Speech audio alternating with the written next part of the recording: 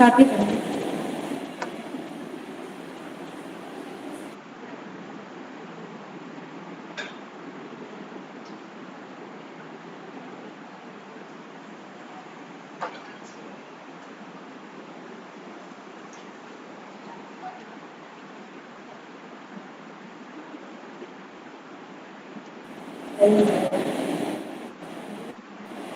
If there's not a rebellious youth culture, there's no culture at all. It's absolutely essential. It is the future. It is what we're supposed to do as species, is advance in ideas. A very good morning to all.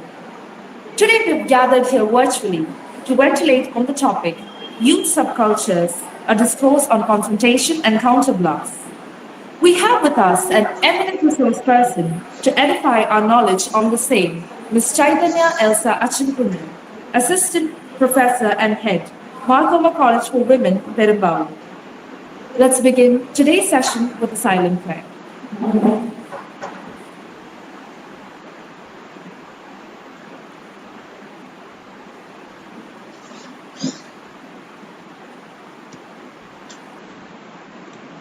Now I invite Ms. Dolly Matthew, Assistant Professor, Department of English, to welcome you all.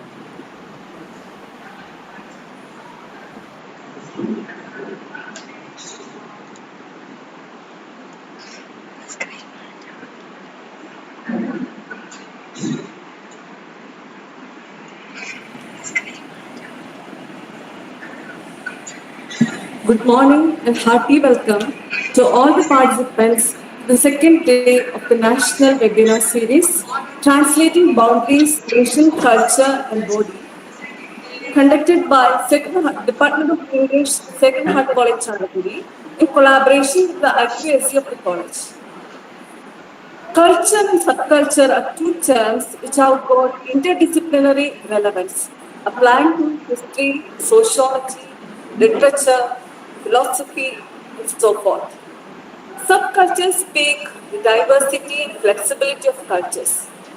To quote Benjamin Disraeli, almost all great things have been done by youth. Youth subcultures, in fact, have got their conflicting norms, contradictions, and predominantly their charm. And now we have the second session of the webinar series on the topic Youth Subcultures, a discourse on confrontations and counterblasts. It's my immense pleasure to welcome the resource person for the session, Ms. Chaithanya Elsa Achankunju, Assistant Professor and Head, Department of English, Thoma College for Women, Perumbavoor. She did her graduation and post-graduation from Madras Christian College, affiliated to the University of Madras. She has done 6 paper presentations in various national seminars. She has been part of Queen's India Welcome Scheme and presented a paper at Queen's University, Belfast, UK. Also, she has been dynamic as a program officer, NSS program officer of the college, and in various other positions too. On behalf of Sacred Heart College, I extend to ma'am a most cordial welcome. I welcome our respected principal, Dr. Sister Ivy, a steadfast provider of energy and enthusiasm for the department. I welcome our dear HOD, Bindu Jaws, who has been the constant provider of support. Once again, I welcome all the dear participants to this webinar. I request Ms. Chaithanya Elsa Achankunju to kindly take over the session. Thank you, ma'am, and good morning. Am I audible? All of you, can you hear me? Yes, we can hear you. Okay, thank you. Good morning. Let me at the outset thank the principal, Dr. Sister Irene, principal of SH College Chalakudy, and Hindu ma'am, the head Department of English, faculty Department of English, students, and also the webinar coordinator, Sandra ma'am, for inviting me and for this opportunity. I also take this opportunity to thank my college, my principal, Dr. Gigi George, the faculty of my department, my colleagues, and the college librarian for helping me out with this presentation. Okay, I think we can start. At the beginning of the presentation, titled Youth Subcultures, a discourse on confrontations and counterblast, I attempt to interrogate the validity and relevance of the prefix sub as it underscores or presupposes a sense of subordination to dominant cultures, if such a domain exists. Along with this premise, I would also like to state that every moment of our life is a response to socio-cultural, economic, political roles we need to endorse, along with the impact of our biological and psychological states of being. Some choose to follow the structural roles both physically and mentally, while some choose to follow the roles physically but with mental inhibitions, conflicts, and contentions. Some choose to respond differently, adopting alternate methods. Youth subculture is thus a side of deviance.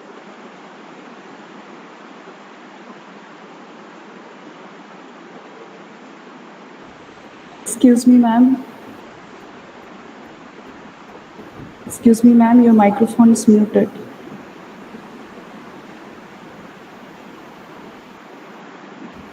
Or was it muted from the beginning or in between? I didn't notice it. No, in between. So it's just been half a minute. Oh, all right. So I was saying that to these structural roles and expectations, some would choose to follow the structural roles both physically and mentally, while some choose to follow the roles physically but with mental inhibitions, conflicts, and contentions, while some choose to respond differently, adopting alternate methods. Youth subculture is thus a site of deviance, resistance, and in the postmodern world of globalization and individualization, it often renounces strict group identity and limitations of fixed geographical boundaries, facilitating opportunities to endorse narratives of multiple cultures or subcultures as our lives have become too seeped into the frontiers of digitalization. With this introduction, I would like to proceed to the presentation. Now, often when we look around, we would find that youth are involved in a lot of crimes and also constructive activities in society. Youth are often associated with murders, substance abuse, rape, theft, cybercrimes. National Crime Records Bureau of 2017 states that educated juveniles committed crimes more than the illiterate ones, and youth in the age group of 18 to 30 are considered to be responsible for heinous crimes such as murder, rape, burglary, dacoity, kidnapping. Now, this is one side. Now, to this, I want to add what the Chicago scholars proposed. Now, when subculture theory can be understood as an intermediate theory between grand narratives and grounded everyday life. And subculture theory focuses on the prevalence of groups with diverse behavioral patterns and values, different from the so-called mainstream or dominant cultures. They can be considered as smaller pieces of larger culture of society. Now, along with the point that I made at the beginning, when we trace the origin of subculture theory, particularly youth subcultures, even though youth culture as an academic discipline developed in 1950s and 1960s post-Second World War in Western Europe, UK and USA, studies among youth, behavioral patterns of youth, activities of youth had begun much before that. When we look at subculture theory, we understand that the first subculture theory was developed by the sociology scholars at Chicago School in 1920s. Can we begin the presentation? Just a second.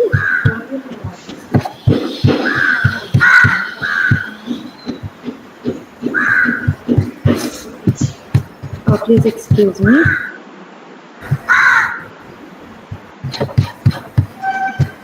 Can you see the screen?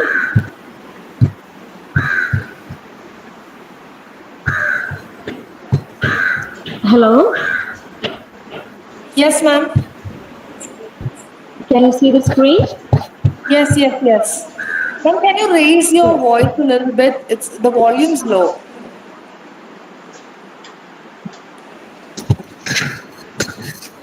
Am I audible now? Has it increased? I think the volume's you're audible, but then the volume's a little bit low. Okay. I hope it will be fine now. Am I loud enough? Now? Am I loud enough? Yes, ma'am. Okay. All right. So I was talking about I began with the Chicago School. Now, what did the Chicago School scholars identify, or what were the findings of the Chicago School? Now, the Chicago School, which consists of sociology scholars, the sociology wing of Chicago School in the 1920s, they laid emphasis on ethnographic approach and tried to study immigrants, African Americans, and poor working class, and tried to analyze why certain groups showed greater propensity towards crime or deviant behaviors. And they often tried to analyze society, they tried to compare social life to biological organisms. When we look into society, we understand that immigration, industrialization, technological innovation, economic changes all disrupt social equilibrium, and very often street crimes are enhanced. Others actually proposed concept basically Robert Merton in 1937. Now, crime and deviance was understood to be products of social environment and circumstances, and it was not considered to be resulting from self-aberration. High unemployment, poverty, population expansion often produced social strain, thereby limiting access of people to get access to several legitimate resources such as wealth, status, power, etc., prompting at least few groups of young people to adopt illegitimate means to obtain it. Interestingly, when we look at the book Delinquent Boys, The Culture of the Gang, we understand that deviant subcultures are often a reaction against status frustration. Now, I make these points because we can actually connect these analyses, these findings, to the functioning of youth cultures today. Now, and towards that, I actually want to emphasize the point that we do not have to use the prefix sub, because different cultures exist within youth. And we need not essentially prioritize one over the other. Because when we talk about when we talk about dominant cultures, now whose culture is going to be good? Why does certain culture become dominant to other cultures? And what happens when something becomes dominant? What happens to the other existing entities? To reinforce these questions, to think about these questions, I'm actually tracing this historical development of these subcultures.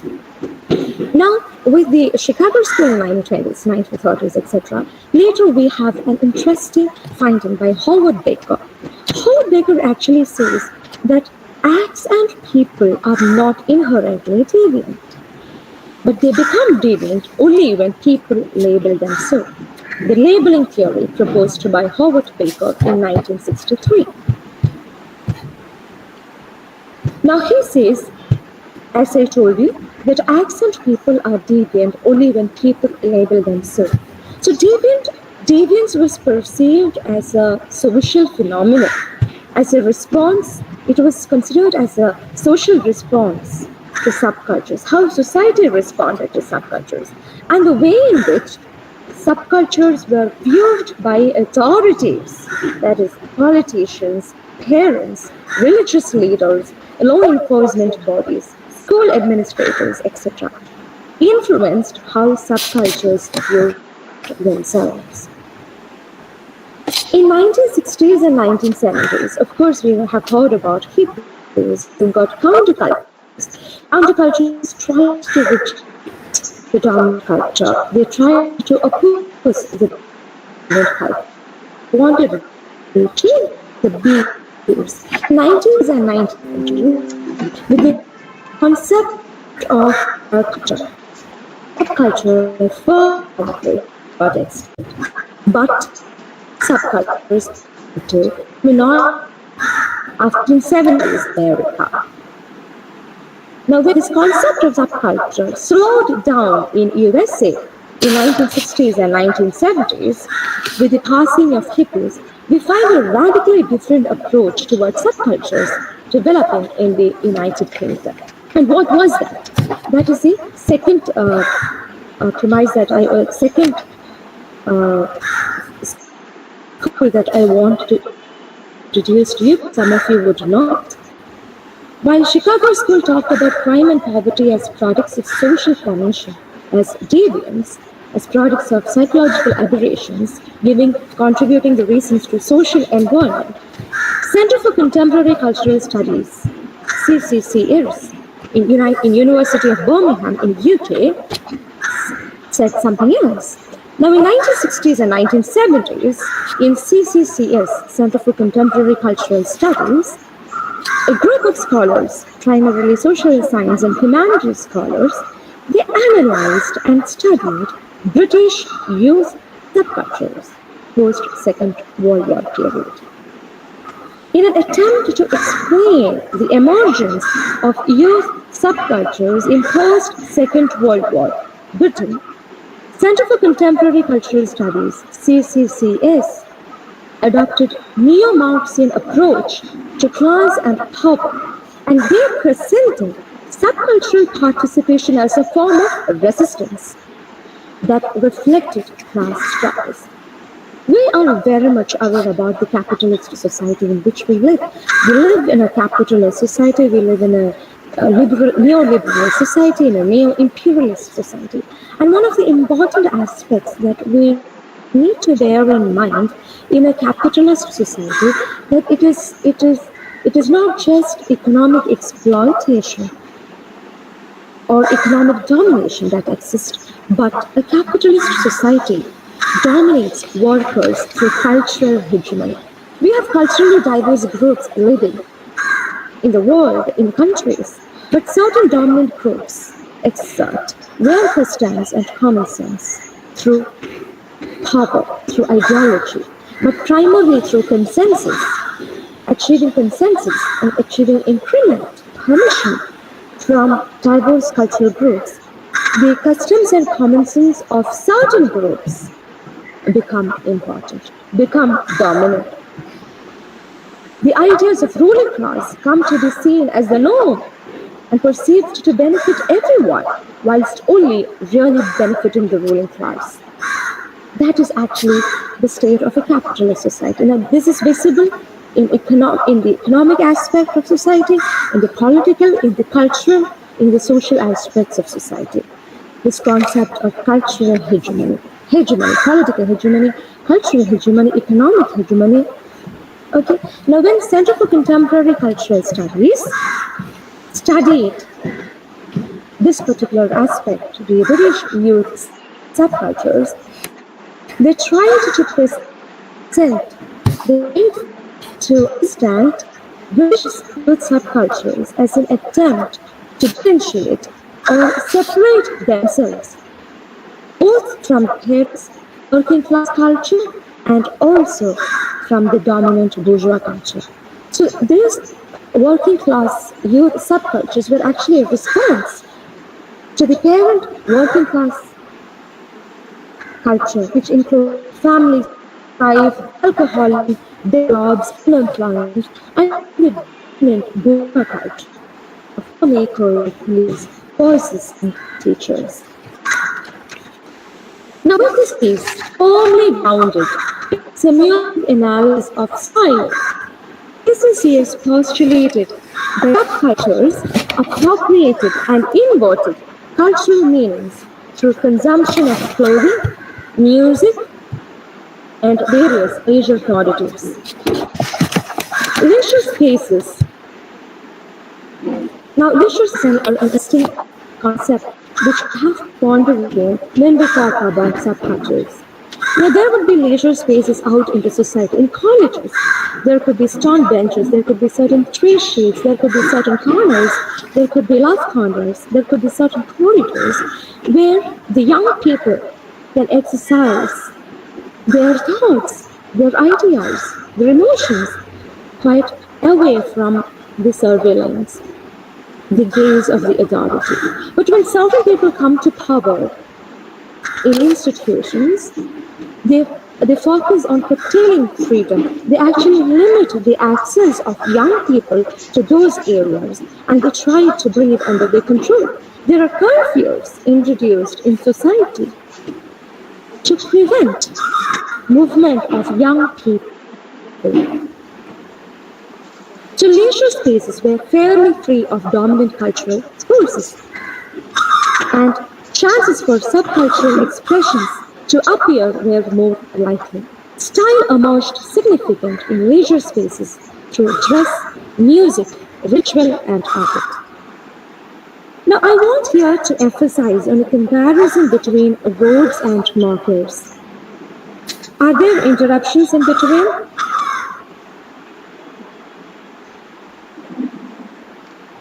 Can you hear me properly? Okay, I see messages in between. That's why I was just confirming. Okay. Now, when we look at modes and rockers,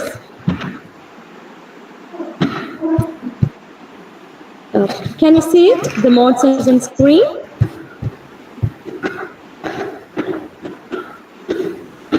Can you see the image of modes and rockers? Yes, we can. Okay, thank you. The modes, we look at modes and rockers, look at their attire, look at the style, look at their hairstyle, look where they are sitting and their facial expressions. Now we understand that modes aspired to the upper class. Modes and rockers were certain subcultures that developed in England in the 1960s during that particular time. And these modes valued American consumerism, and they aspired to be upper class. And they often played with symbols of dominant cultures. They played with suit, collar, tie, short hair, actually emphasized efficiency, ambition, compliance with authority. Now, these elements, these symbols were transferred into antique fetishes. They were looked upon as objects to be desired, fondled, and valued in their own way. On the other hand, the rockers, they acted out an assertion of working class values. Now, they were against blatant consumerism. They wore leather jackets. They rode on motorcycles with tough-looking bikes. while Vespa and Lampeter were used by the modes. Now we understand that these modes and rockers were actually confronting Excuse with me, ma'am. Can you please raise the volume of what you're saying? Because there's some background noise, so you're not very audible. is it? Ma'am, so can you please raise the volume a little bit?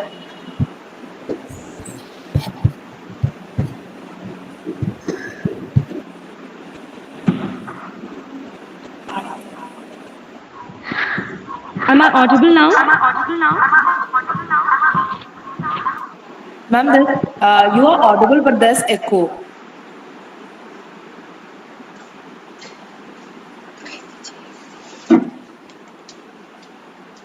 Please excuse me for a second.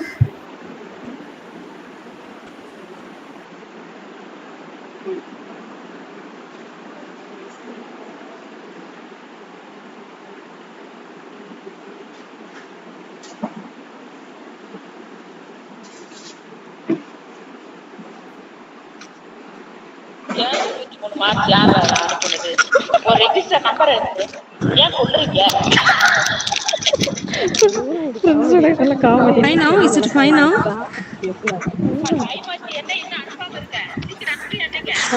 Can you hear me? Is it clear now? Can you please mute your mic, Jacqueline? Yes, ma'am, you're audible. Am I audible now? Yes, ma'am. Is it clear? Yeah. Yes. Okay. All right. Okay. I'm really sorry for the disturbance. Thank you so much. Okay. I was talking about modes and rockers. I will just reiterate the last point that I mentioned. The modes, on one hand, aspired to be upper class. They valued American consumerism, and they tried to play with the symbols of dominant cultures. While the rockers, they were against blatant consumerism, and they tried to assert working class values. They used leather jackets, they traveled on motorcycles. We can actually see that when we look at the two pictures. Now, these modes and rockers were essentially reacting to the political, to the economic, social circumstances of their age. Now, they were dealing with questions, they were dealing with troubles. They had aspirations for themselves. There was aspirations projected by society, but then there was this incongruity between, inability to reach to the social expectations. So they take on different methods to exercise or to give an outlet to their aggression, anger, frustration. Now later when we look at skinheads, the skinhead subculture, the skinheads were actually political in nature. Now, the skinhead subculture is also a counterblast. It is also a response. It is also a reply to what the young people of that particular period faced, confronted. Now, these skinheads also met with economic problems. There was this influx of foreigners in Britain, and these migrants were almost seen as a threat to the job opportunities which otherwise could have come to the natives. So these skinheads were more or less like nationalists, and they wanted to keep Britain pure by discouraging foreigners from immigrating. So they had these racist and nationalist tendencies.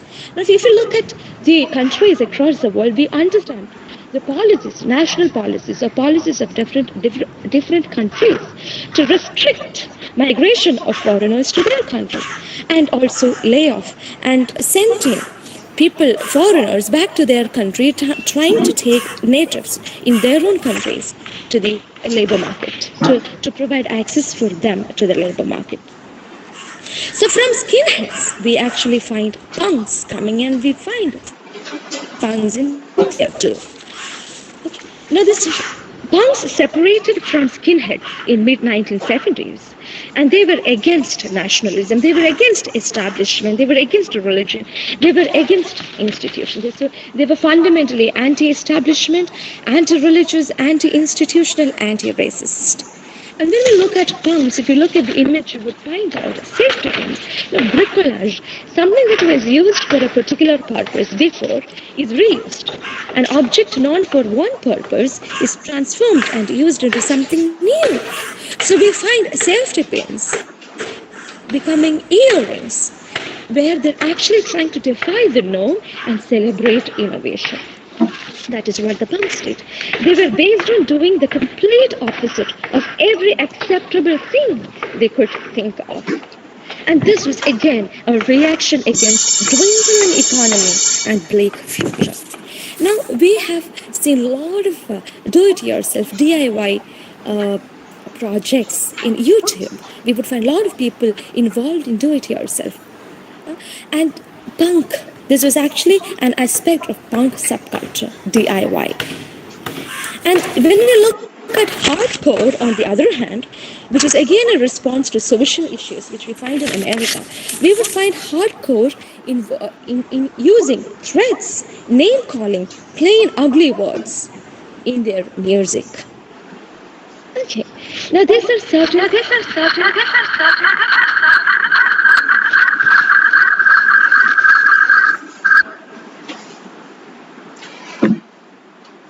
These are certain subcultures that responded to various situations that the youth had to face in between. Now, from here, I would like to proceed to the postmodern world, the post-subcultural theory, where I want to reiterate the question of the prefix sub. Now, in post-subcultural theory, there are questions about the relevance of subculture. Post-subcultural theory, to some extent, discard the concept of subcultures, and then they propose emergence of new tribes, lifestyles, owing to increased fluidity, temporary commitment, individual movement between groups. Now, these examples for neo tribes would be festival crowds, sports crowd, carnival groups, which actually exist for the duration of its rituals. They come into being when the occasion arises, and then they just disappear. They disintegrate into their own lives. Even though there are contentions about relevance of subcultures, I propose that owing to several reasons like status frustration, social disorganization, economic challenges, subcultures do exist. Digital boom has redefined the concept of space for subcultures, as they have ventured into virtual spaces.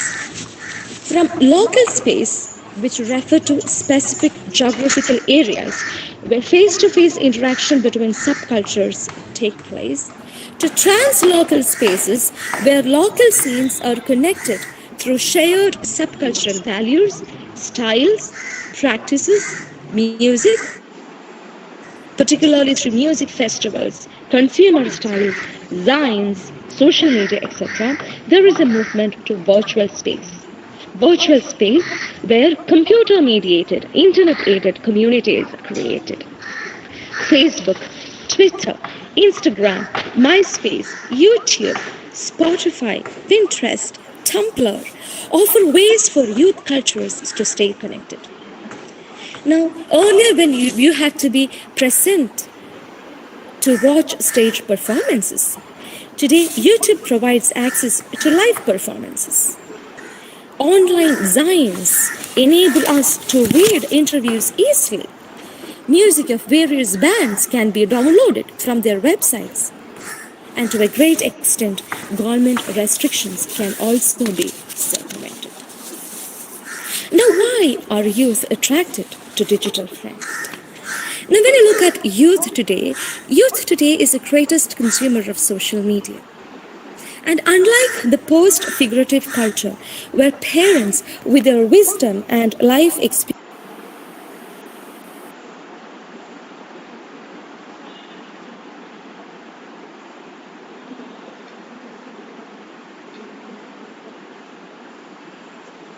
primarily to their peers, oriented primarily to their peers, in the postmodern world, we have this prefigurative culture. The prefigurative culture where youth achieves greater significance and as the dominant group They determine what happens. Now, today, we also talk about children. We find children to be more intelligent than children of same age in previous generation. And we call it Flynn effect based on the research done by John Flynn. So this is just an extra point that I wanted to add. Now, I was talking about the importance of youth, where we live in a prefigurative culture where youth as a dominant group determines what happens. In the context of Kerala, focusing on the upcoming election, we find political parties giving importance to youth, choosing young candidates, and also organizing intense interactions with youth. Now, youth cultures have confront their lives and respond to themselves and society in different ways. We find the rave culture, which began as it is in UK in 1980s, which has spread across the world. Now, when we look in India, particularly the urban spaces, we understand during New Year's Eve, we would find organized dance parties which have moved to electronic music dance parties, which feature performances from DJs or higher music performances. Music is often accompanied by laser light shows, projected color images, visual effects, fog machines, etc. But you know what? The law enforcement agencies often suspect use of lot of drugs, especially ecstasy. Now, rave cultures transcend class, transcend gender structures, and we find young people trying to achieve pleasure or happiness, wishing to take breaks from the mundane predictability of weekday job or weekday life. They experiment with their body, they experiment with their senses in rave culture. So to the predicaments of the young people, this is one counterblast, this is one way of response. Now, unlike resistance or deviance, here the aim is to just enjoy, to find happiness, to forget all differences, cultural differences. There can be transgenders, there can be women, men, young people, mainly across caste barriers, class barriers, and national boundaries. On the other hand, when we look at hip-hop culture, which originally emerged from Bronx in New York City during the early 1970s, we understand this was a response at the early stage primarily of African Americans to despair and racial barriers. With their 4 defining activities such as disc jockeying, break dancing or b-boying, graphic art and rapping, youth tried to give creative outlets to their pain. In India, we have protest hip-hop. Protest hip-hop became important after the All India mass protest against the Act of 2019. Several rappers joined together to raise sonic protest following the crackdown in Jamia Millia Islamia, in Aligarh Muslim University, in Jawaharlal University, and also the 2020 Delhi riots. Can you please play the video that I've attached of hip-hop band? Can you please play it? 1 second, ma'am. All right, no issues.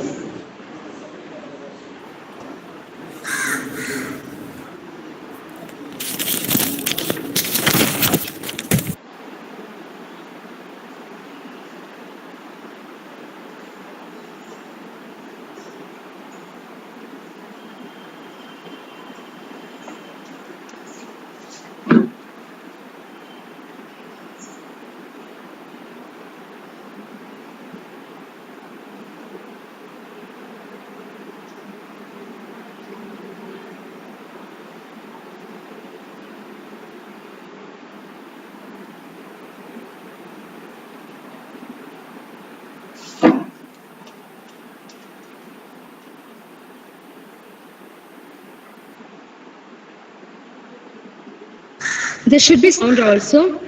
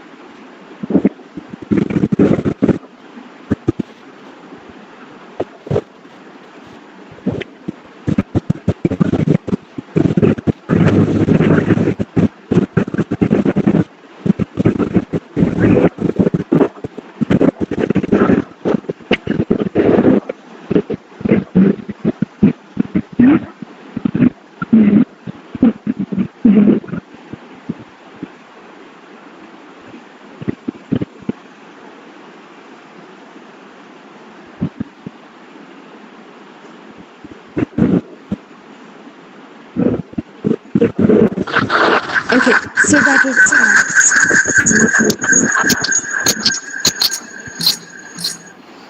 that was the hip hop culture. Yeah, we shall pause it there. Ma'am, due to some technical reasons, we're not able to play the audio. Sorry. Ma'am, due to some technicals, we're not able to play the audio. Oh, you were not able to hear. Okay. It was not audible We'll to share, ma'am, anybody. we'll share it. We'll share it in the group. Sorry, you will share it. Yes, ma'am, we'll share it in the group. All right. Okay. All right. So the point that I was trying to say is how the hip hop culture try to protest against social problems, political problems, and I apologize for adding a Malayalam video here in the presentation. I understand that there are non-Malayalis, people from outside Kerala, which we really appreciate. But my inefficiency in languages, other languages, make me limit my presentation, make me limit my choice to Malayalam audio.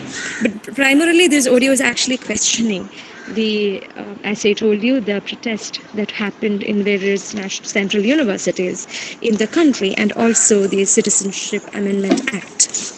Okay, and paying solidarity, extending solidarity towards everyone who was out there supporting this protest.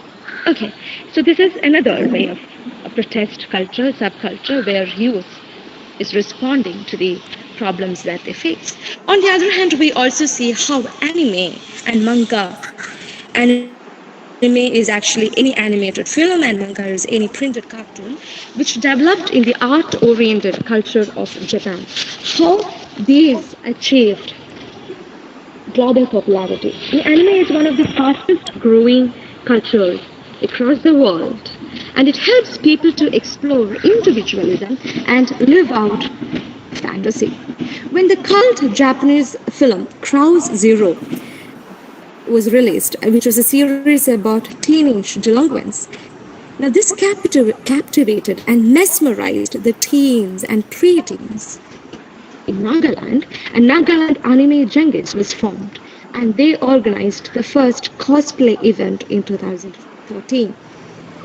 Now, what is a cosplay? I have actually added few images in the slide, which we will see at the end, okay? After completing mentioning different subcultures, we would screen it, okay? Cosplay or costume play is an event where participants wear costumes and accessories to represent comic book characters, especially Japanese anime and manga.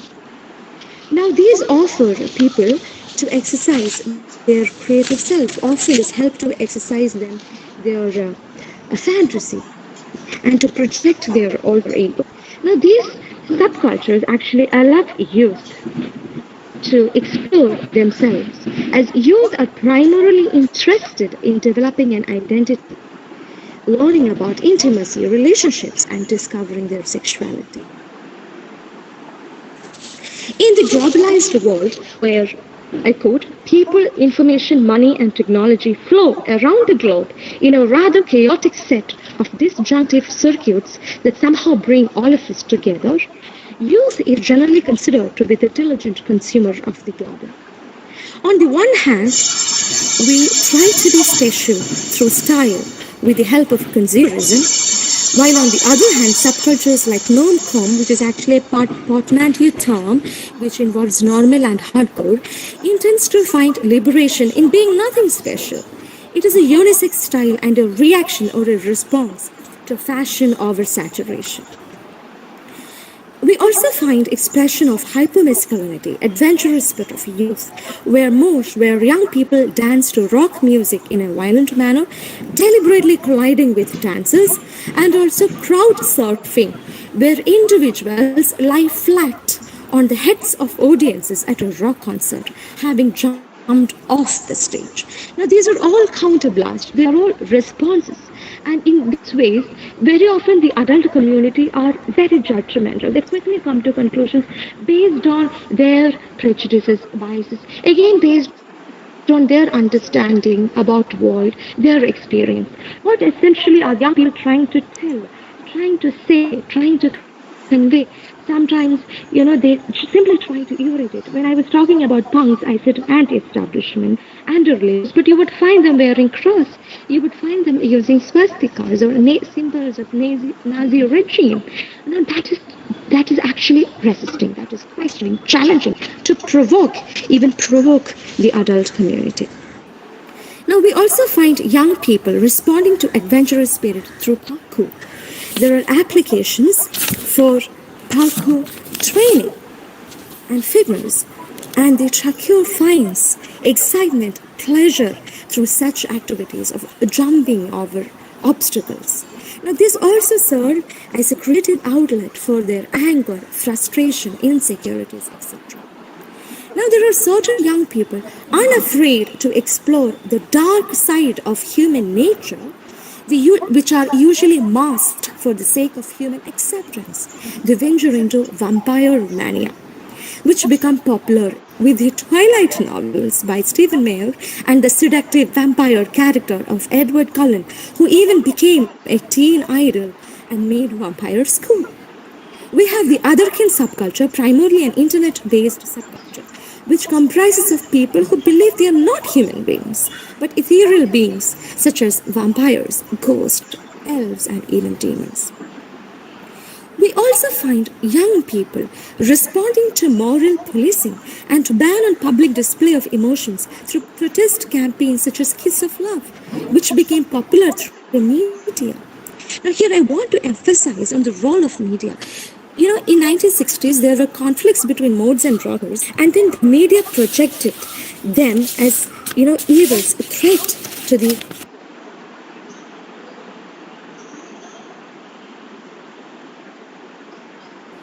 Ma'am, you've mute your presentation.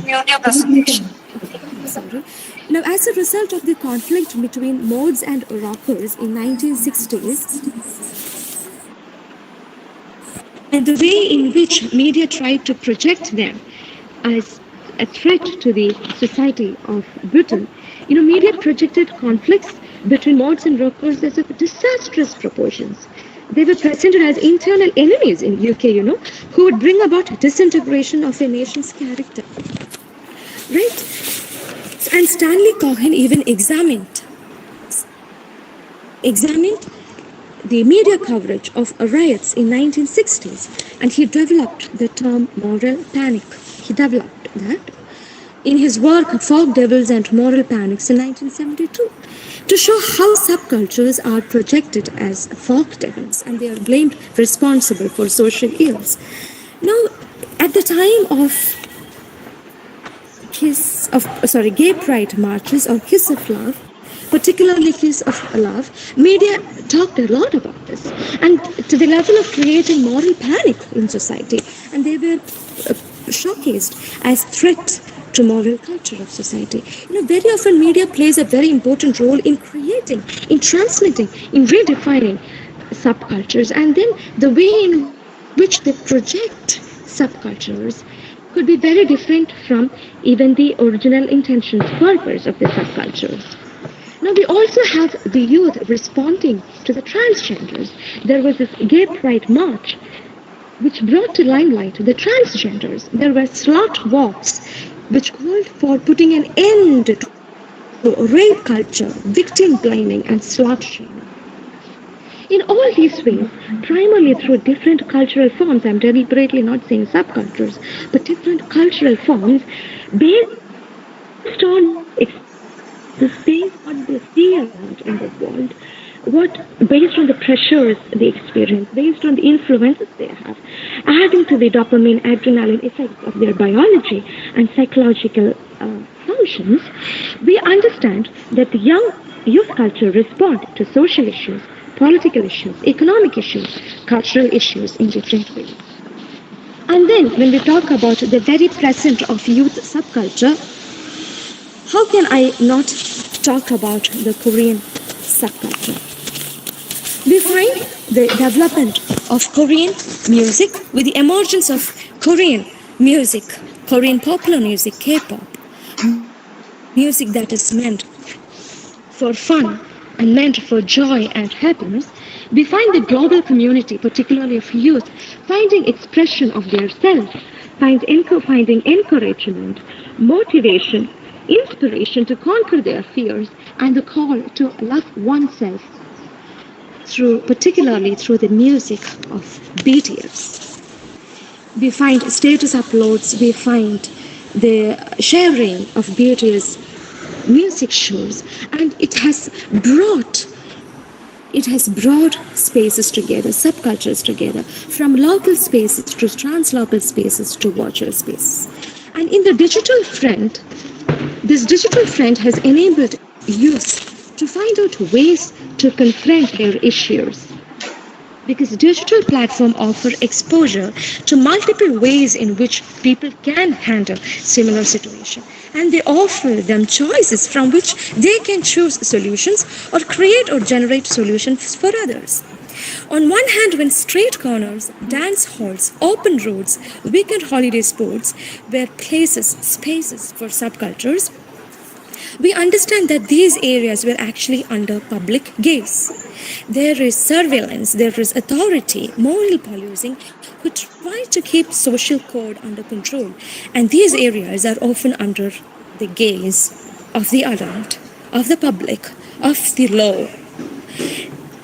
Now, in the virtual world offers greater preparatory time and choice of identities to be projected, with the options of like, edit, delete, filter, upload, and whatnot. The identity that we want to create, morph, or modify can be predetermined.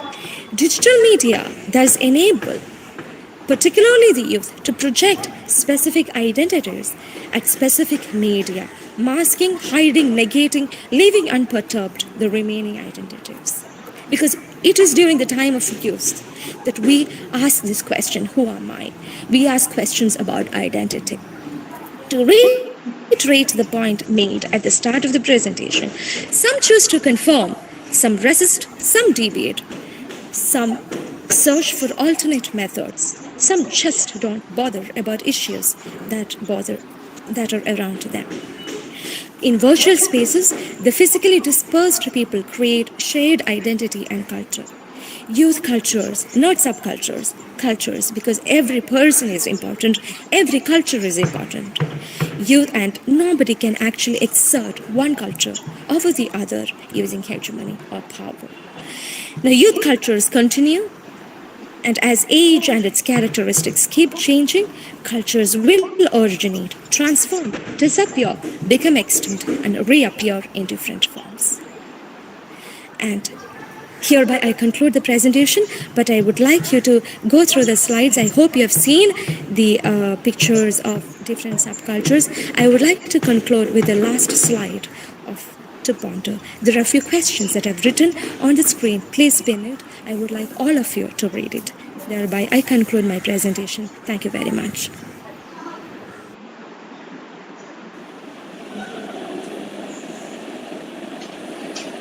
Thank you, ma'am, for your pricing session.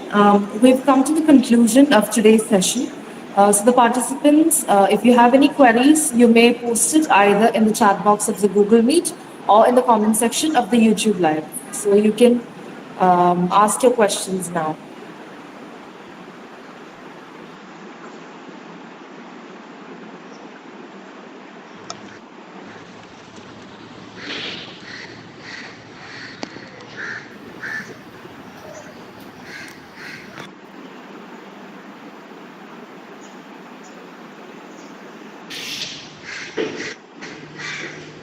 You may certainly ask questions, or if you have any disagreements, or if you have points to add to what I've said, please feel free to do it.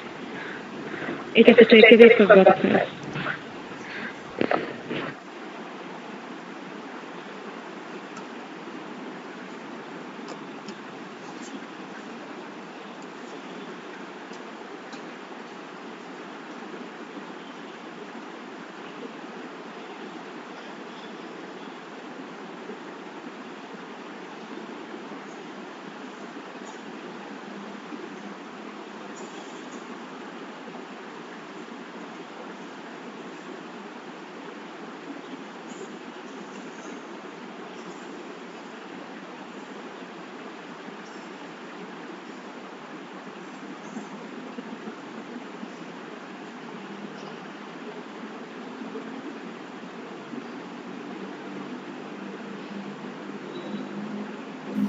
I think there are no questions, I guess.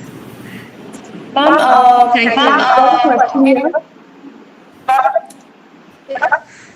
The impact of youth subculture in English literature and how it affects it. Sorry, Can you can you explain please more on repeat the that? question?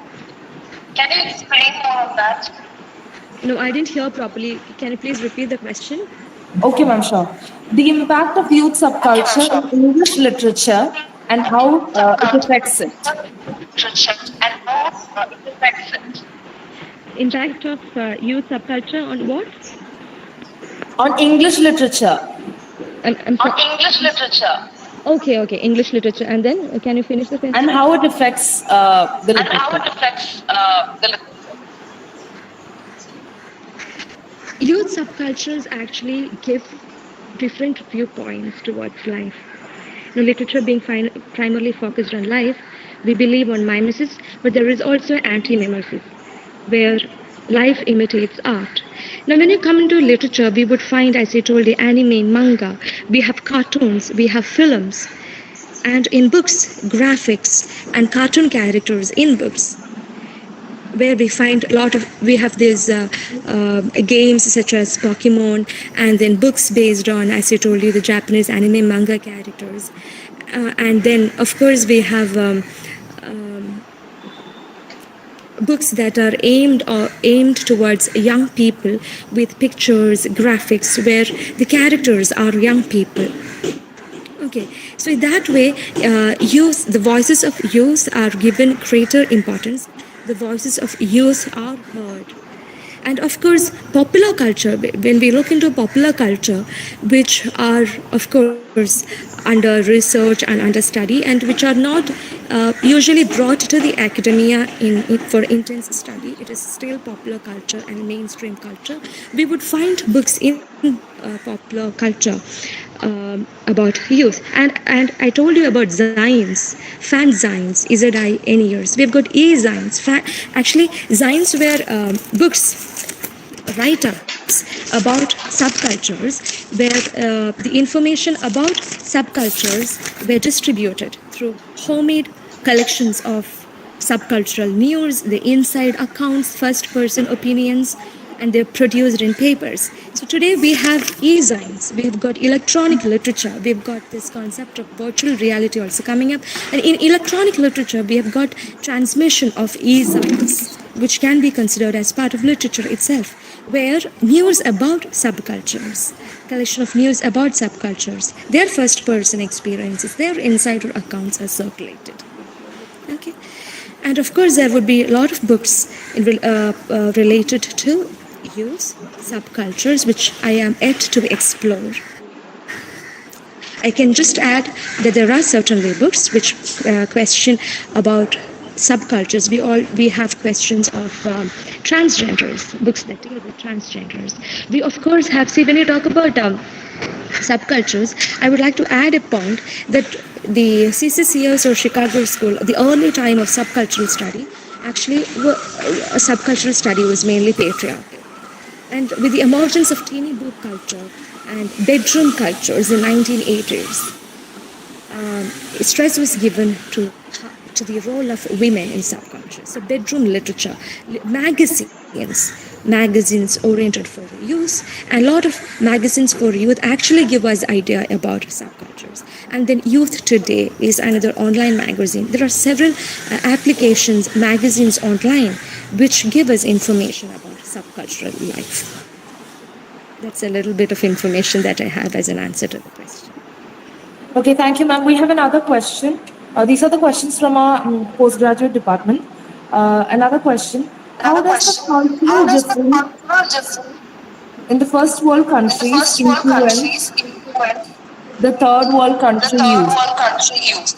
Sorry, can you tell me once again? How does the cultural difference in the first world country influence the third world country youth?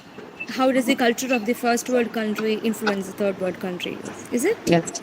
Yes, the youth of the third world country. Yes, of course. See, we are actually products of globalization, right? And in fact, we have this concept of globalization where we transform, we adopt, reject the global culture. All of you sitting out there, most of the students or young people would be familiar with BTS, would be familiar with cosplay, would be familiar with Korean pop subculture, would be familiar with hip hop culture, rock music, break dancing, right? It certainly influences. When we look at the programs, events that take place in arts festival in college or college day programs, we find influences of these, right? Because somewhere as part of this colonial impact, we still have this colonial hangover. Now, this is something that everybody would say, that we look up to the West, okay? But what is admiring about today is that we adapt. See, the hip hop, though it developed in America, particularly among African Americans as a response to the racial hatred they feel, see, we have redefined it, we have transformed it into our Indian context. And see how hip hop is used as a protest element, as a source of protest against our national regime, the way in which government would function, the way in which society would function. So all youth, whether it is second world country or third world, developing or developed, are always looking out for change and always looking out for something new. So we keep our eyes open towards changes that happen across the world. So we, to some extent, probably have a thought that the developed countries are developed, the West, the Europe. Now, when we talk about most of these subcultures,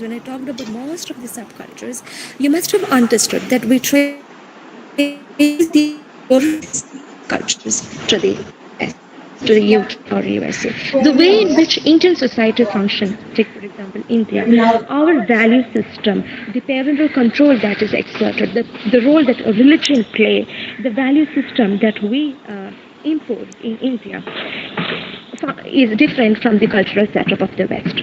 But the West, to be modern, to be stylish, to be updated, to be trendy, the third world countries often look to the Western countries. Probably they have the Western world have got greater technological advancements to some extent, maybe.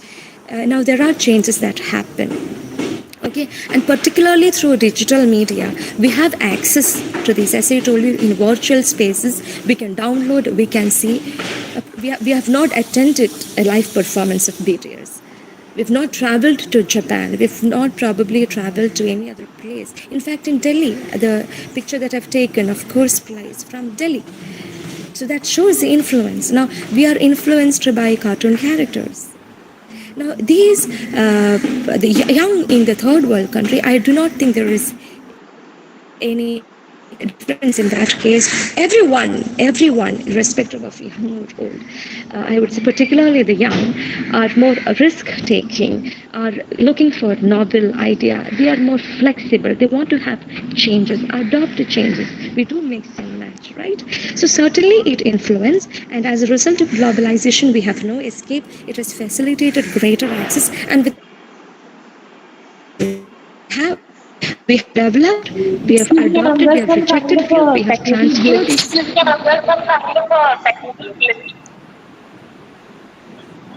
Can you hear me? Okay, ma'am, now it's okay. Oh, you were not hearing what I was explaining? Yes, but in between there was a glitch. Now it's okay. Okay, all right. So as a result of globalization, and of course, our exposure to Western ideas is what help us to talk about. I'm actually talking about a concept depending on a lot of findings of the West. And I was actually trying to place it in the context of India in particular, and how all of us are influenced with the West. And it does not stop there. We give back. We have our own contributions that we make. So as the world itself is engaged in an exchange of ideas, of thoughts, of style, of fashion, of clothing, food habits, lifestyles, brands of clothing, right? So in all these ways, we are influenced by each other. I would put it that way. Rather than the third getting influenced by the first, I would rather say that youth across the world, all people across the world, influence each other. Okay, thank you, ma'am. Okay, thank you, ma'am. Afsara Rahim has Afsara posted a Rahim has question. posted a question. How do you How differentiate do you between differentiate youth between culture and youth dominant culture and culture? dominant culture? Okay. See, first of all, I have a problem with dominant culture because what is dominant culture? Is there a dominant culture as such? Now, in fact, I raised this question at the beginning of the presentation. Who determines dominant culture or whose culture is dominant? Okay, but in practical sense, we can say that usually the culture of politically powerful, culturally powerful, economically powerful is usually exerted or imposed as uh, the dominant culture. Now, there are state apparatuses, Antonio Gramsci would talk about it, or we have the concept of ideology. Foucault would talk about surveillance, punishment, crime and punishment. A lot of things are there, okay? So, this dominant culture is there on one hand, but we can always interrogate, challenge. I would say that the cultures that I was mentioning here were more or less trying to resist, reject the so called dominant culture because it comes as a force. Now, youth culture would be particularly pertaining to youth, teens, or young people. Now, again, who are young is again a question. We understand that age is itself a social construct.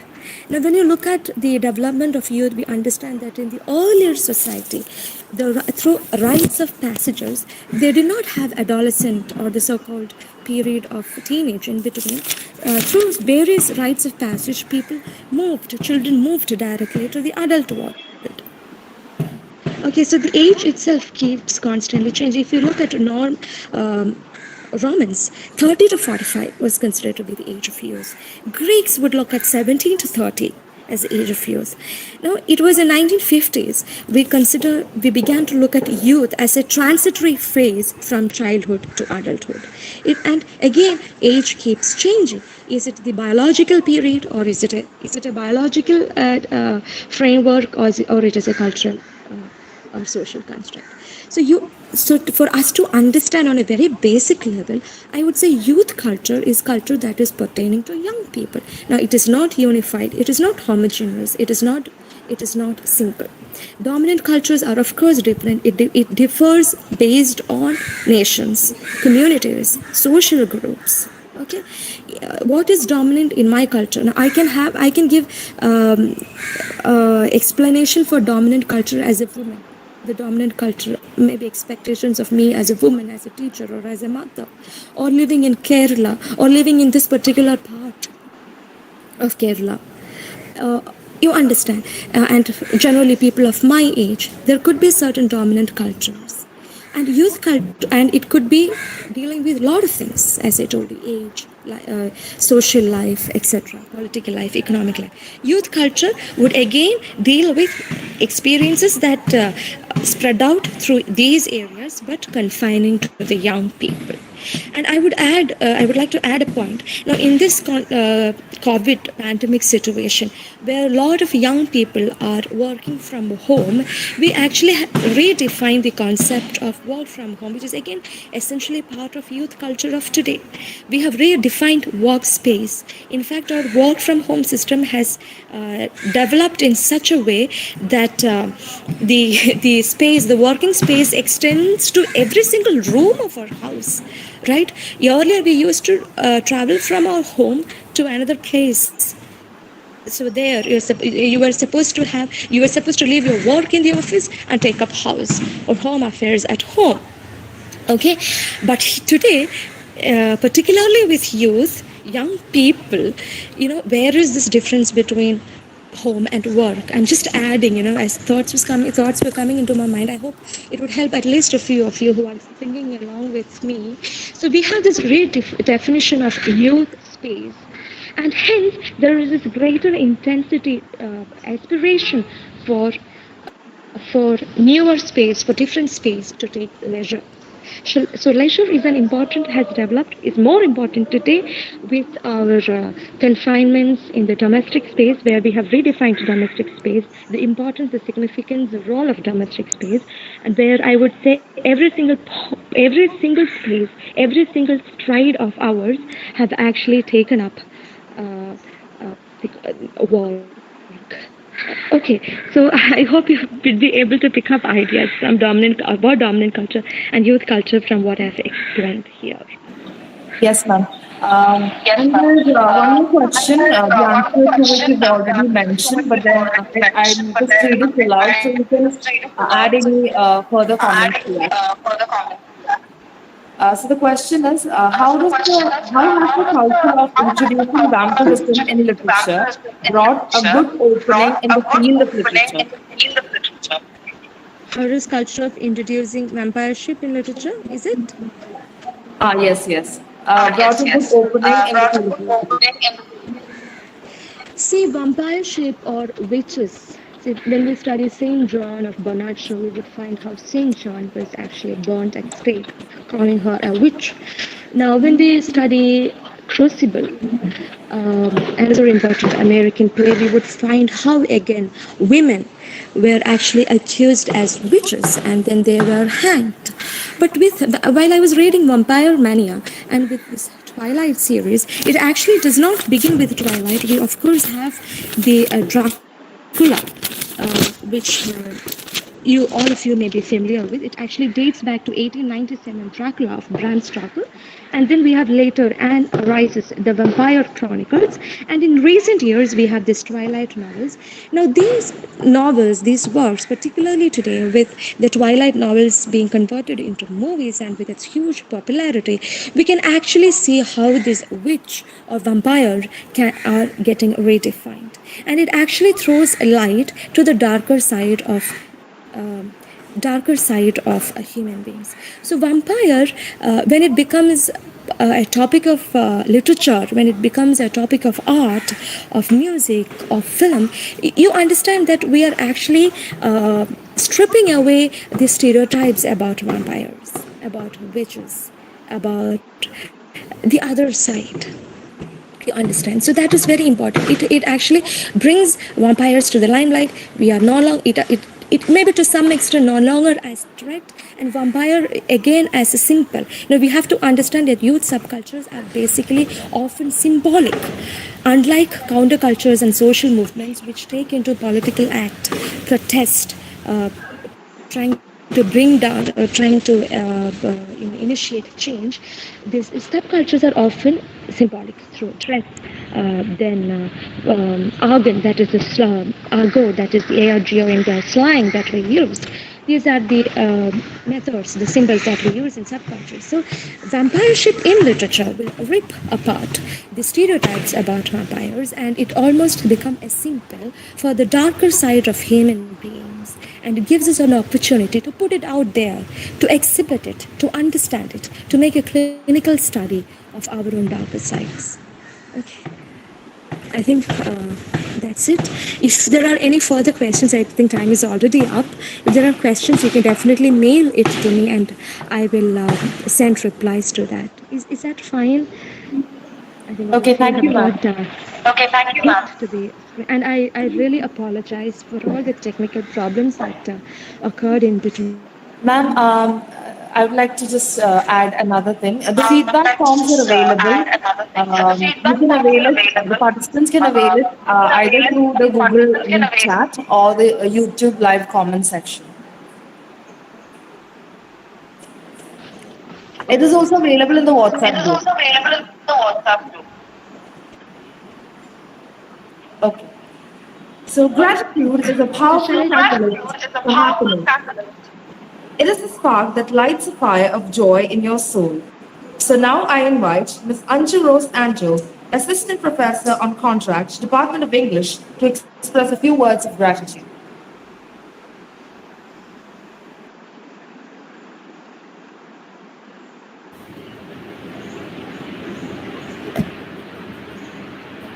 Good morning, everyone. I'd like to take this opportunity to convey the official note of gratitude. First, I'd like to thank our resource person, Ms. Chaithanya Elsa Achankunju, Assistant Professor and Head of the Department of English, Thoma College for Women, Perumbavoor. Thank you, ma'am, for such an informative and thought-provoking session. In spite of your busy schedule, you have taken your time to share your valuable ideas with us. On behalf of Sacred Heart College and the Postgraduate Department of English, I extend my heartfelt gratitude to you, ma'am. Thank you. I would also like to thank our principal, Dr. Sister Irene, for her constant support and guidance throughout. Thank you, sister. I would also like to thank Ms. Bindu Jose, Associate Professor and Head of the Department of English, Sacred Heart College, Chalakudy, for her constant support and leadership. Thank you, ma'am. I would also like to convey my gratitude to the webinar coordinator, Ms. Sandra Juliet Jose, and all the other members of the organizing committee for their hard work. I would also like to express my heartfelt gratitude to all the delegates and participants for making today's session a huge success. Once again, thank you all. Thank you very much. I thank all of you for your patient listening and also for the question and answers. Thank you very much. That marked the end of today's session. So until tomorrow, stay tuned. Thank you and have a wonderful day.